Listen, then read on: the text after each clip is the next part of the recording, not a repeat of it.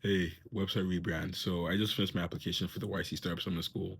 It's a bit late, it's not the early decision one, but it's in regardless. And for the application, I submitted my website, my portfolio, and that hasn't been revamped in a long time. I remember when I officially did the last full overhaul. It was in like I want to say August, September, and that was when I was coming from that was where my vision for my career was more so in AI explainability, RAG, stuff like along those lines. But now I've shifted so far from that, right? Into the spatial intelligence, the whole world model, the whole physics and view Gaussian stuff. It's like I'm a completely different person. I was so sad. It's not sad, but like it was awkward anytime I submitted that portfolio and know that didn't reflect me as a person. So I've been really I was thinking over the last couple of weeks, it's like with how well these AI tools are, right? What stops me from really just like extracting screenshots or information from different websites and say, hey, build my website in this version and changing some projects here and there and then just rebuilding that brand for myself. And it didn't take that long, like altogether, even though it was a couple of days to get it done. Altogether I say it was like about 5 hours, like if I was to subtract all the time I got distracted and the time I was actually working on it. I think that's great. I think it's great to see that it doesn't take that long to really shift what you're doing. I don't have to be like, okay, I started with A explainability and not to stay there for like 2 years before I can actually do anything.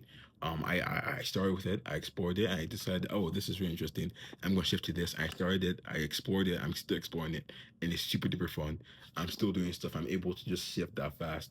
Where it's not just like in terms of my brand on my website, but also in terms of the projects I can build, the stuff I can learn, the papers I can look into, right? I think that's something that's really underappreciated in non-AI communities is how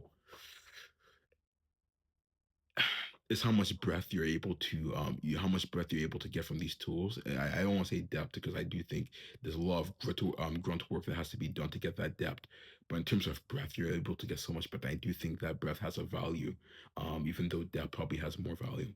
And saying that though, I think in the coming days, I'm going to be working on really establishing that brand on LinkedIn. I remember when I first came to UMD, what I did to establish my brand after I got my project manager role at Turk Labs, and then applied research at Duke Quantum, and then workshop lead, that big thing, right? I just like did everything succinctly, whereas like day by day, I just say, hey, I'm doing this, I'm doing this, I'm doing this. So it's like, hey, like if you're someone looking at my LinkedIn or seeing my post, like, okay, you did this today and you did this yesterday, and the next day he does this, you see a pattern.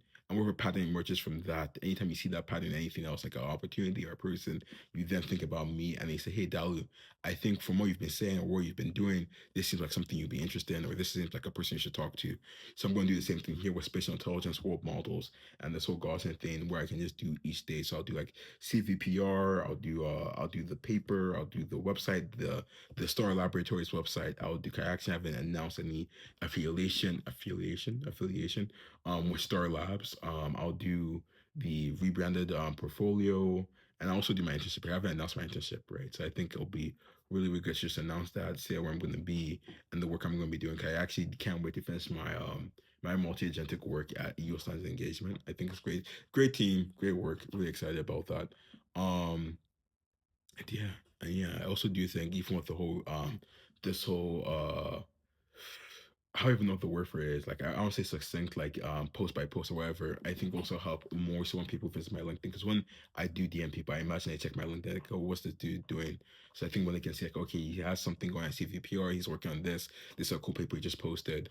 Or maybe a cool blog post. And I'm like, okay, yeah, this dude seems like someone I want to talk to a bit more and just learn about what he's doing. So hopefully that also helps. But yeah, I'm excited. I think it's a good choice. I think it's a good idea. The only worry I have is that stuff don't get time to breathe.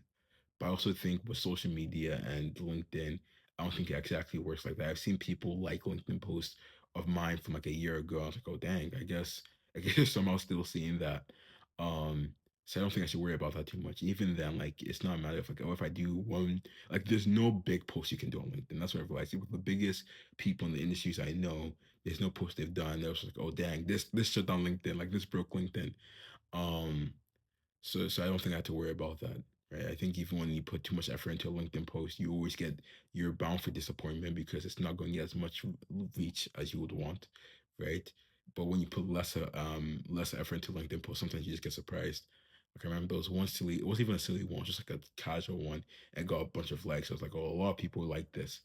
But also I have to really interesting before I actually end this off. I think even for those LinkedIn posts, I have to do one with the World Labs and Big Think one as well. But with those LinkedIn posts, I have to be very careful to include my face in them somehow. Because I've noticed for some reason on LinkedIn, which I can assume why, anytime I don't have my face in my post, it gets way less engagement. I think it's just a matter of like with LinkedIn, very often you're just skimming through a bunch of words. It's like, oh, I got this position, congratulations, I'm really happy to announce, blah blah blah blah. But when you're able to see a face you recognize, like, oh dang, something's going on here. And then you slow down and you just okay, what's this dude doing? So just having like a cool picture, it doesn't have to be related to the post. And honestly, in my experience, just having that going on would be really helpful. So I'm going to try and keep that in mind for all the posts. Um, the one tricky thing though, before I end it off, I do have to do one separate post for Big Think and then World Labs because I can't just do my own individual without doing like a Big Think post on LinkedIn and Instagram. So I'll get that sorted hopefully by this weekend. But yeah, that's where my head is at. Besides that, I have nothing else to say. So have a great day.